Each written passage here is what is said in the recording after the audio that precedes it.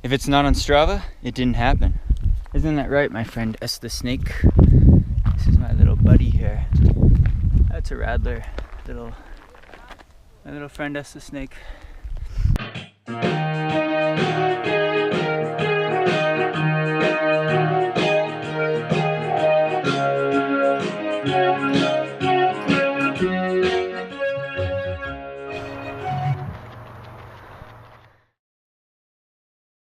Hi there, Coach Sage of SageRunning.com here with another training talk. Today we're going to talk about implementing Strava, the website STRAVA.com, as a training profile, analyzing training metrics using quantitative data, how to just get more quality and specificity out of your workouts, but also to analyze race performances and everything that goes into that. And I'll show you some screenshots from my Strava account, as well as looking at different workouts and how to apply that to your training and your racing. But let's dig in right now to the Strava screen. It's going to be a lot of screenshots here, but I think this platform is really useful, and we'll transition to the screen here now.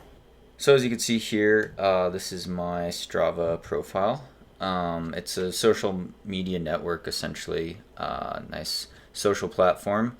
But the thing we want to look at here is the numbers, the metrics. Looking at the training log, you have this nice bar graph here. You could see, this is for a whole year's worth of training, and you could click on the weekly mileage. Now this is a little misleading because, and you could do elevation gain, change up these different numbers. I always like to look at the training log.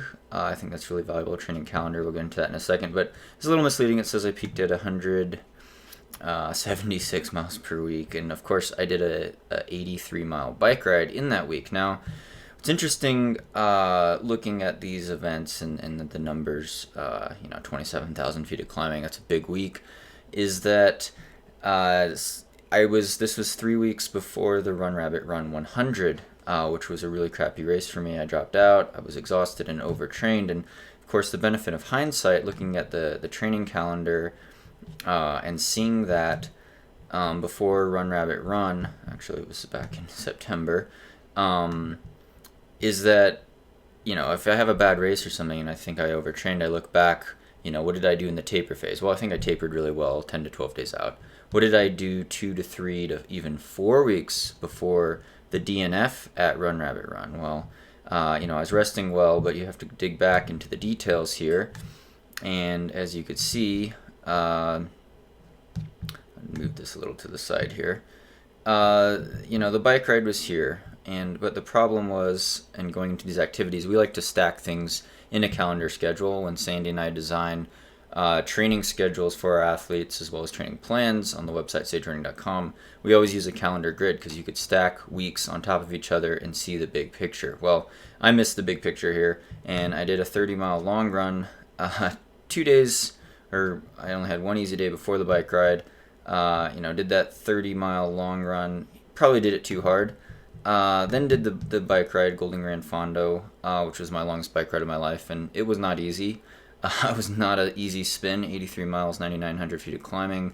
I raced it. Then after that, I decided to take 2 easy days, but then I decided to squeeze in another long run. So basically 3 long runs in a row in 5 days that were all way too hard, and I think it just exhausted me, and that residual fatigue carried over into the Run Rabbit Run race. But that's just one way that you could look at the Strava calendar and really analyze your performance. So Strava training calendar, very nice to see different your training over time and how it ebbs and flows over years, and looking at that peak volume and everything. And there's the training log, you could see more graphic displays with the mileage distribution.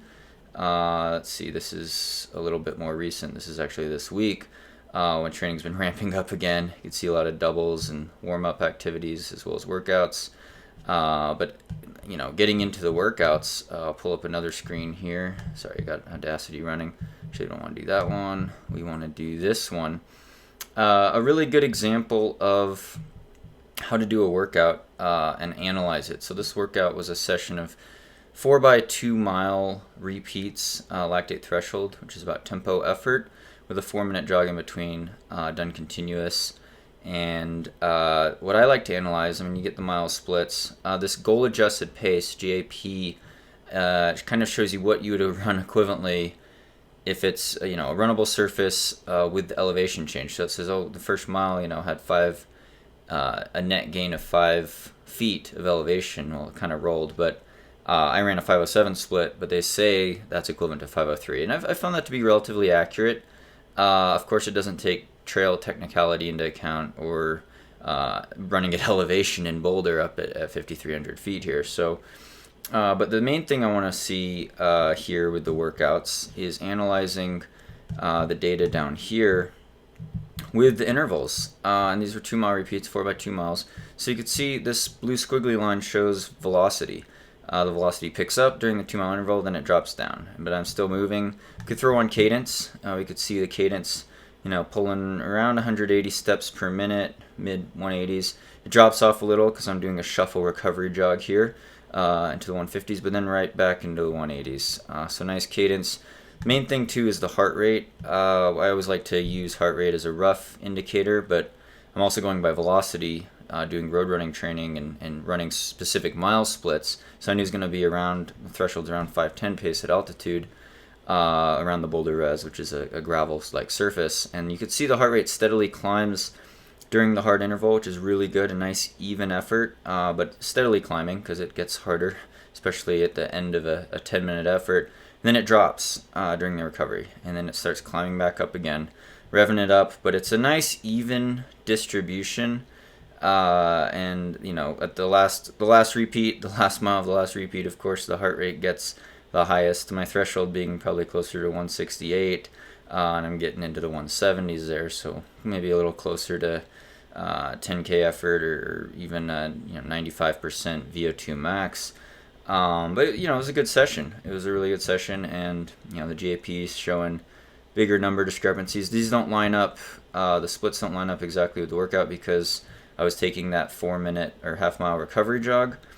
If I click on the laps button, you could actually see each mile split, as well as the heart rate there, which I think is really valuable advice, as well as the elevation change with the miles, because you see this elevation line. It wasn't a perfectly flat road trail around the res, but it's relatively flat, and that's why I like to go out there for a speed work session. Now we'll get into doing another type of workout, long run. This is a long run I did training for the LA Marathon, and this was 3 days after U.S. Cross Country Nationals out in Boulder. But I wanted to do a hard effort, and this was definitely a hard session. It's a 24-mile long run, and average pace is 5:40. Definitely a hard session. And I did a fartlek near the end where I did 8 times 3 minutes hard surges followed by 2 minutes easy. And we'll get into that because, from the gun it was a steady pace, a steady effort in putting down, 5:46 first mile. But when you turn on, the heart rate, as well as looking at the velocity spikes and the heart rate spikes in the latter stages of this workout, see right after 14 miles, I started doing these 8 surges, and they're only 3 minutes long, but you could see the heart rate spikes.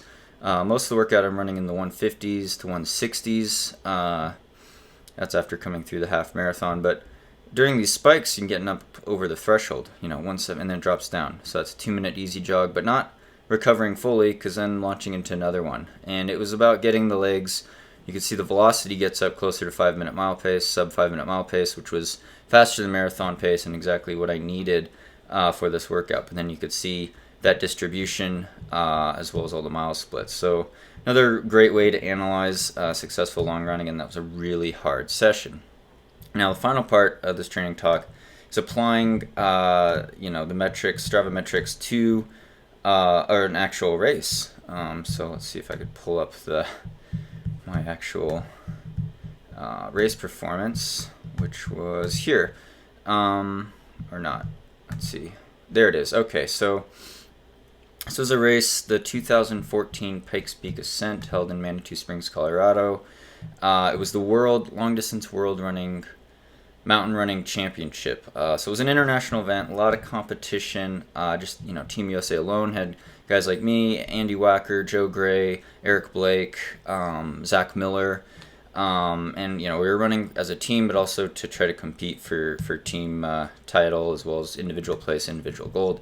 And strategically, I ended up winning the race. But I don't think it was because I was the best trained or had the best VO2 max in the race. It was because I am proud of this race. I ran it strategically, and I paced it so that by the end I was able to catch the leaders and pass the guy from Eritrea, who ended up getting second. I passed him in the last quarter mile of the race, and I passed my teammate Andy Wacker. No offense to Andy, he's a great guy. Just won the U.S. half marathon champs. He's a 13:41 5K runner, really good mountain runner. But I was able to pass him in the last mile as well, basically because he bonked. And I want to show that with the compare tool effort on Strava. Again, I have a premium account on Strava, so you might not have all these features, but this shows you some of the stuff that you can open up. So if we look at the segments, you can go on to segments. There's a segment, Pikes Peak Ascent Course, showing the full pull from Manitou Springs. And this is a high altitude race. It's a half marathon, but it starts at 7,000 feet about and goes up over 14,000 feet on a mountain trail. Now, if we look at the leaderboard for this race, Andy, my teammate Andy, took it out with some of the other guys, and we'll do a compare effort here. But you could see the rankings there for this particular day, August 16th. And based on training, I knew I was going to have to run smart. I was still tired from Speed Goat 3 weeks before, but we'll do this compare effort feature. You can see Kim Dobson has amazing women's FKT time on this ascent. Now, the compare feature is really cool to see, and I look at this in bike pulls uphill as well, or any race you could look at this. But it shows a little graphic of us racing up the hill. Andy, my teammate Andy Wacker, again, he ended up finishing third a couple minutes back, but he's in the purple there, and I'm in the black, and you could see he started out ahead of us. He started out ahead of me. He was really cranking from the gun, but I knew over 10,000 feet in the last 3 miles after Bar Camp, the trail gets very steep, and I was also banking on the fact that he was going to probably run out of glycogen and kind of bonk, as well as kind of just get bogged up in the steep rock steps, and just because it's a high altitude race. And so what this compare effort shows is how kind of Andy faded, and the black line represents me as a straight line.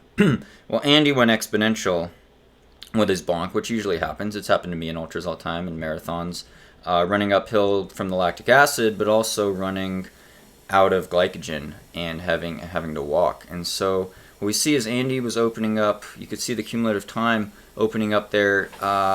Even 9 miles, 10 miles into the race, he was 2.5 minutes ahead of me. And then, at 11 miles, still 2 minutes ahead. But then the exponential bonk happens in the last mile, and all of a sudden, he ends up 2 minutes behind me, right there at the very end there. You could see that pass happens. We could also flip the metrics another way, showing now I'm the purple and Andy would be the base straight linear line. So you could see how I always say distance running is exponential curves. You could see how this is shaped like a backwards airfoil actually. How I got ahead. So steadily getting behind at a steady rate. Bar Trails kind of levels out around here. Around Bar Camp. Then all of a sudden in the last 3 miles of the race, he goes exponential. I hold a steady pace, and that's this purple line represents his exponential slowdown. And it's a really steep trail. It's hard not to walk. I definitely had to power hike some steps in that race, but that just kind of shows how to do the effort comparison. You could do it on any Strava segment that people have run, so you could compare. You could add in some more people on there if you want. I just use Andy as an example because he always gives me a bad time when he takes away my Strava course records around Boulder. He's a great guy, great runner, but that was just one example. And you can look at other data. There's so many interesting, inspiring things to look at on Strava, but this is just some of the fun tools that I use to analyze my performance in racing, as well as the training calendar. It's my full-time training log, so I upload all my training runs on Strava, and that's just kind of an example of how I apply that knowledge to comparing performances in races and training and against myself, as well as looking at the heart rate data and the mile splits, because it's all fun quantitative stuff. There's fun challenges, groups you could join, you could follow other people. It's a great community, social network. So, Strava.com, you can check it out. You could use your iPhone or use a GPS device. I predominantly use Garmin 910 XT as well as the Garmin 620, and now a Suunto Ambit Peak 3 Sport. But thanks so much for watching. Again, I really appreciate all the support, all the comments. Stay tuned for more podcasts, Stay Joining podcasts from this channel. Hope your training is going well. Thanks for tuning in. Thanks to all the Patreon supporters, and stay tuned for more VO2 Max Productions. Oh, wow.